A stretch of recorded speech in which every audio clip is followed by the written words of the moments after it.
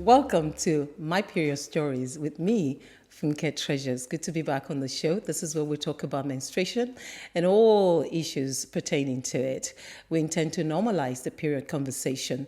If you're ready for us, let's do this.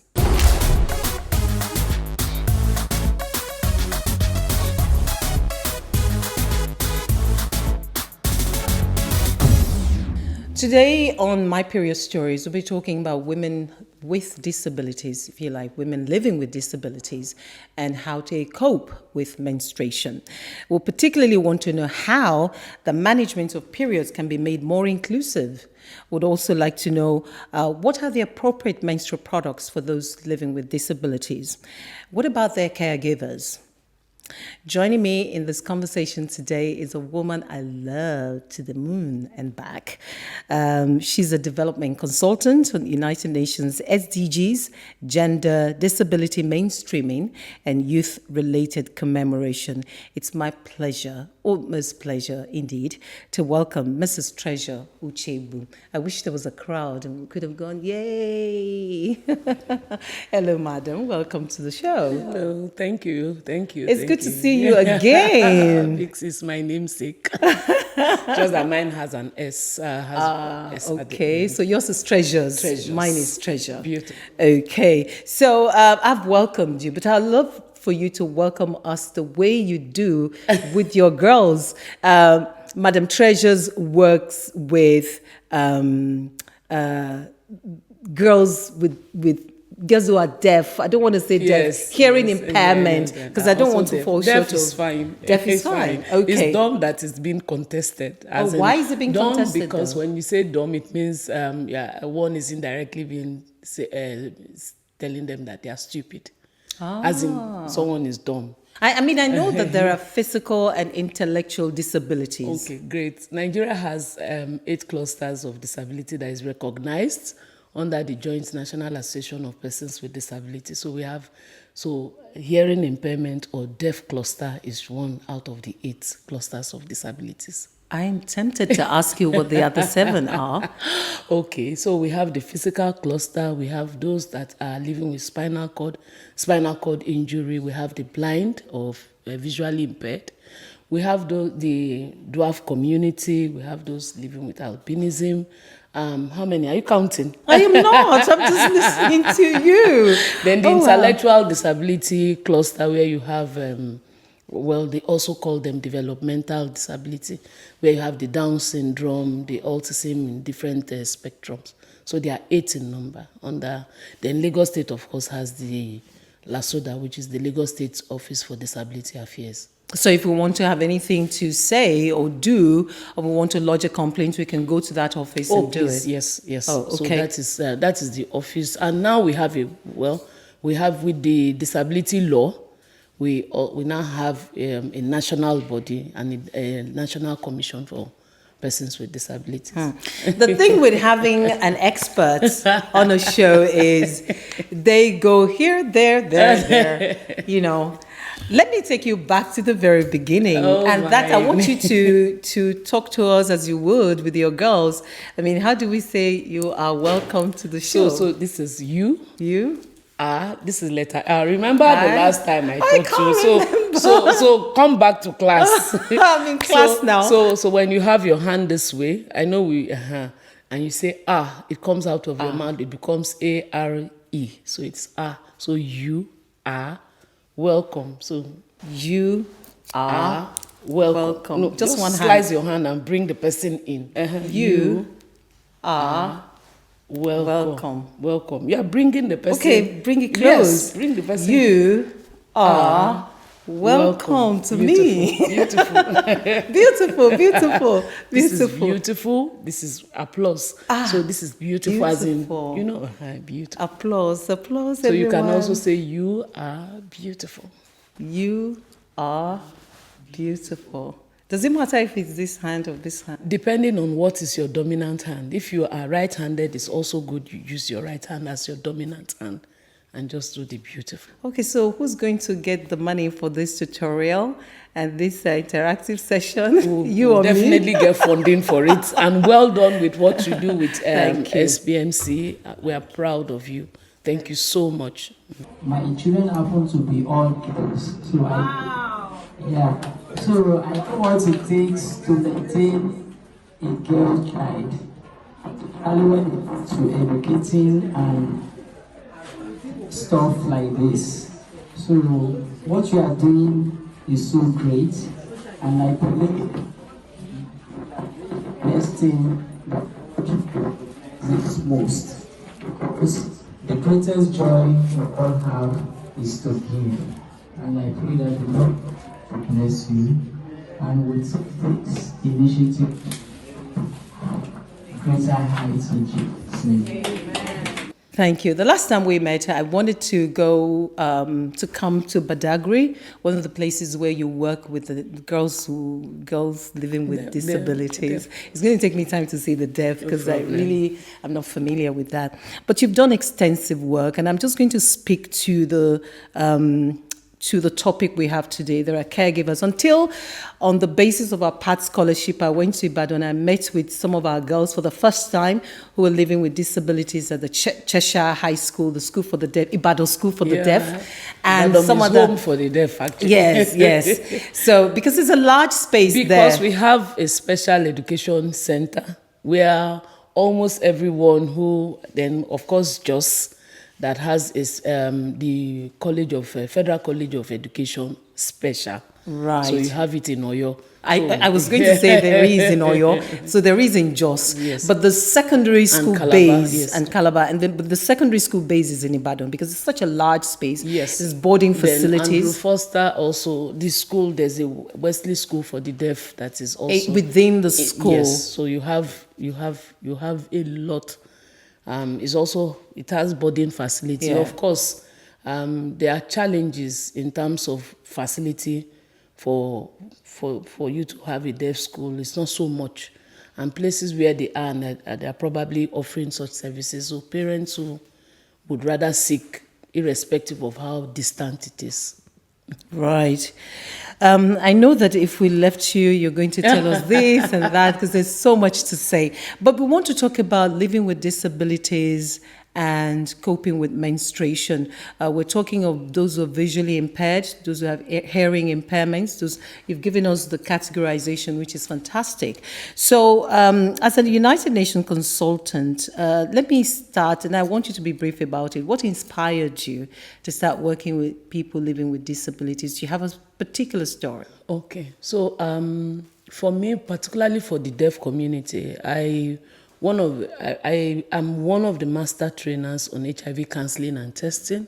So my active days as an HIV counselor tester on the field, I tested one of the girls at 21 whose results came out HIV positive. Oh, wow. And for me, each time I see an average interpreter, the conversations have changed now. You could see their faces very strong and very serious, and I like to play. So there and then I made a commitment I was going to learn sign language, and that I'm also a life skill trainer and trainer of trainers. I'm a master trainer in life skills development. I could also provide life skill training such that they could build so they could build assertive skills to be able to take informed decision, know the options that are available to them at any time because they are aware. So you know what as you're talking, I'm remembering the very first time I met with the young girls who had hearing impairments or weren't hearing at all.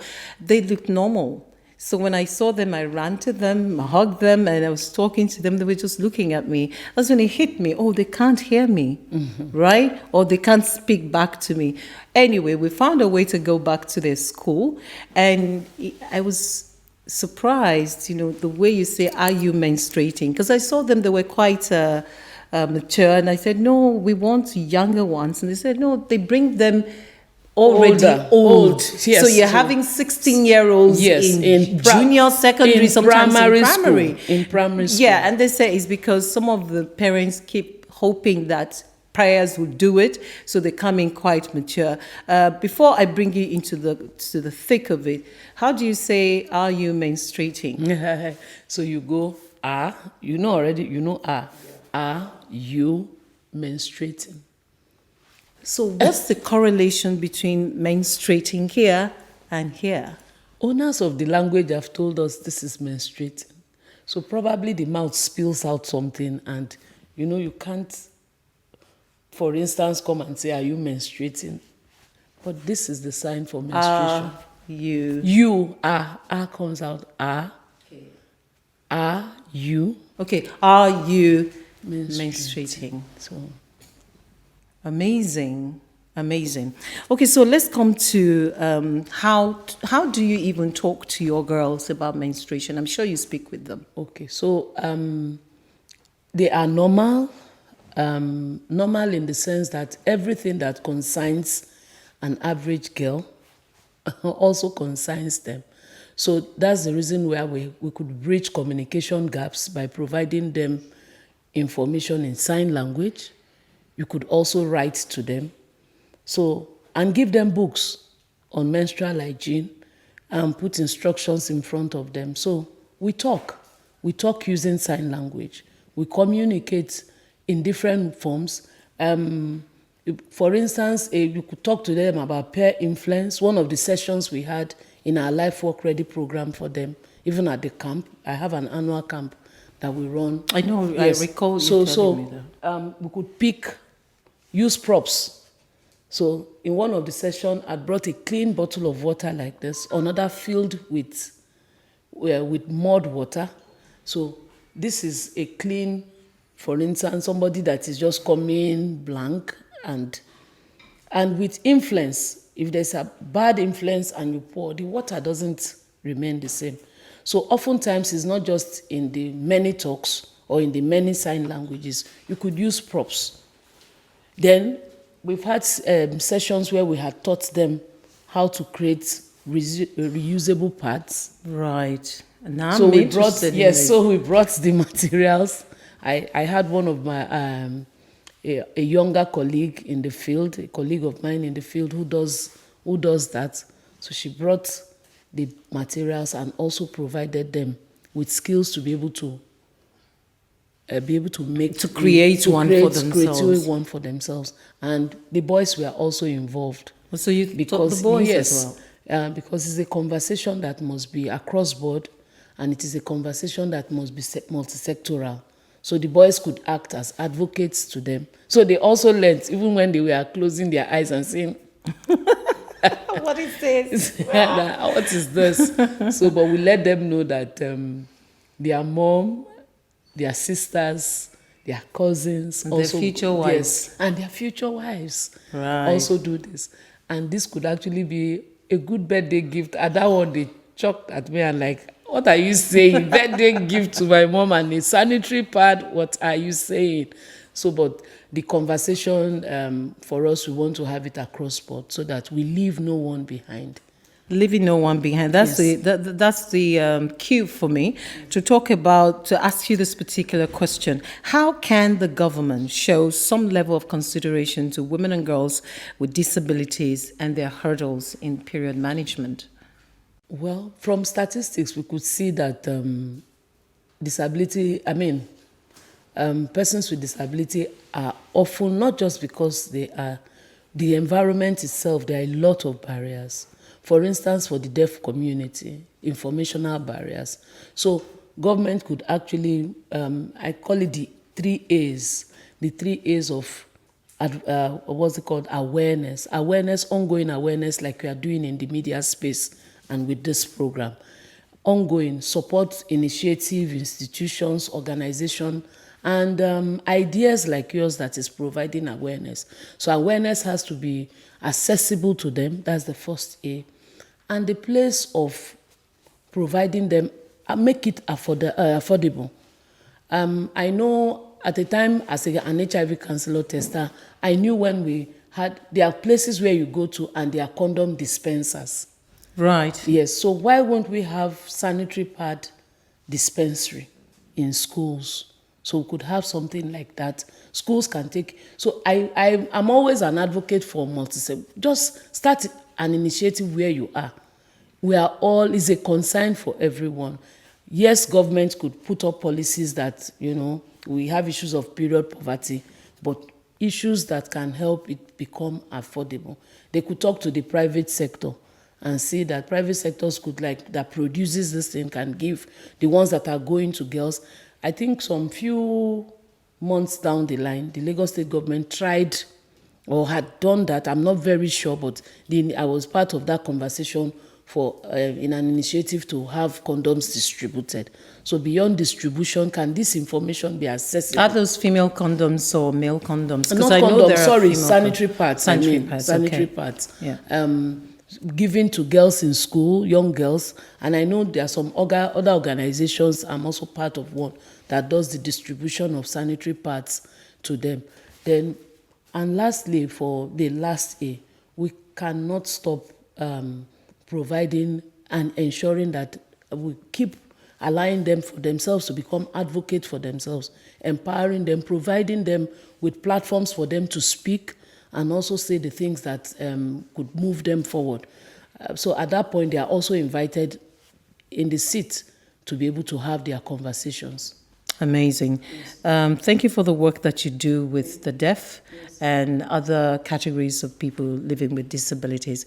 Let's take a break at this juncture. When we come back, we'll be finding out what exactly is Madam Treasure's period story after the break. The children calling. See the children helpless. Hear the children crying.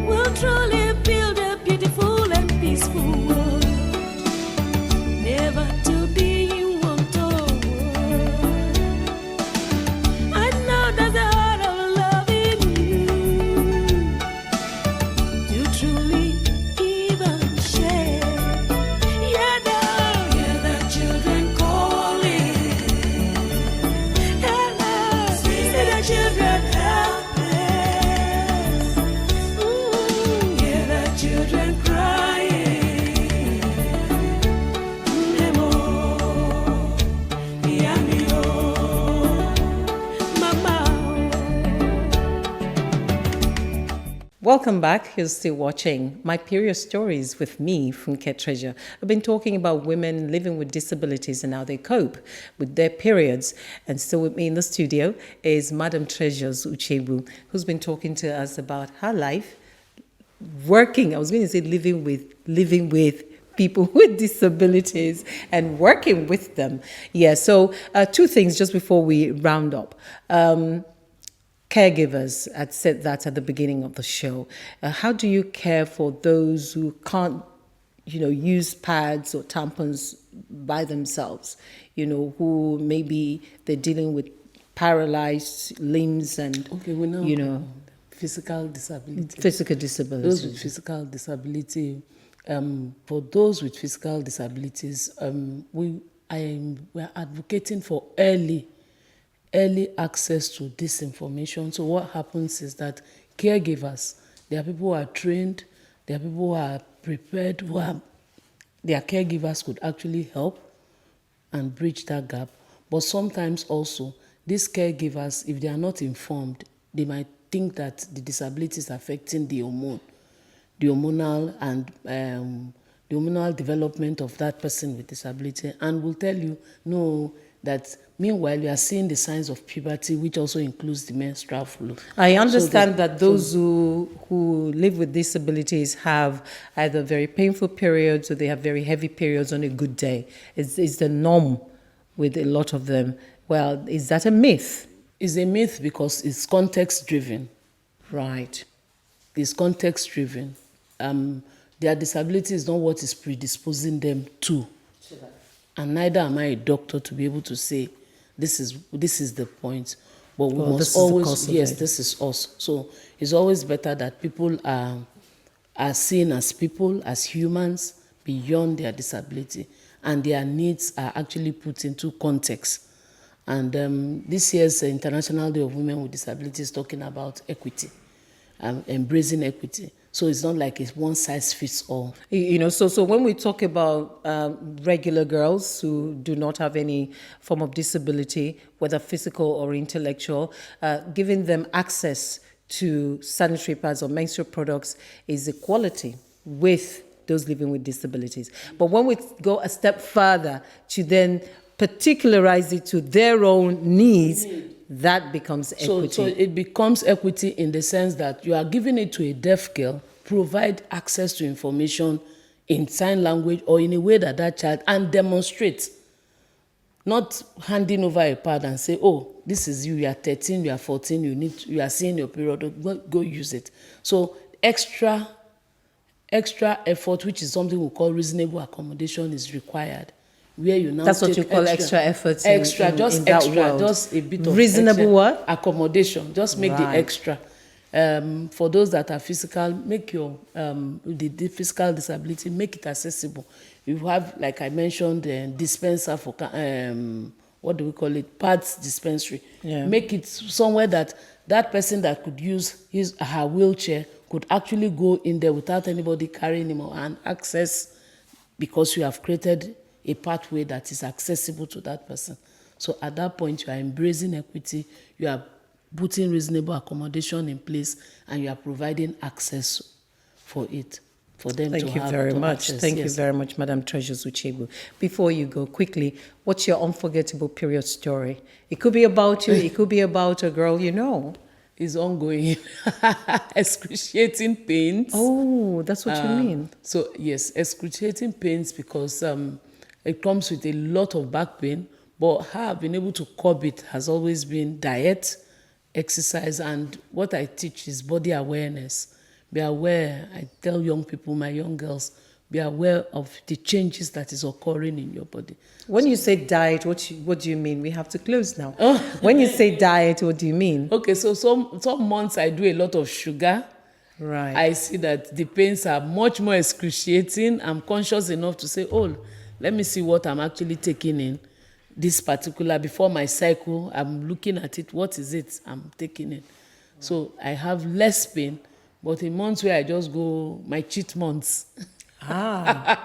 Okay, so you just give us an idea for another episode of this program where we'll be talking about periods and diets, because I know that some people have a lot of, challenges with their diets, Yes. with the, when it's that time of the month. I must thank you very much for coming on the show today. This is your pillow to commemorate your coming today. Sign beautiful. Sign beautiful. I thought you beautiful earlier. Beautiful. So Yes, it's beautiful. beautiful. So how do I say it is beautiful? It is beautiful. It is beautiful. beautiful. Okay. Here is the pillow. How do I say that now? Just give it to me. So much. Thank you very much for coming. welcome. This is for you. Thank you. We salute your work Thank you. with those living with disabilities, and this is just to appreciate you for coming. It's beautiful. Thank you so much, and well done for all you do in this space. And we are trusting that by this work we are doing, there will be access, more sanitary pads, because it's affordable. And at the end of the day, we could have a world where no girl is left behind. Thank you so much. A world where no girl is left behind. We'll leave it at that, and we'll ask you to join us again next week when we come back with another guest, with another conversation. My Period Stories with Funke Treasure. Join us again.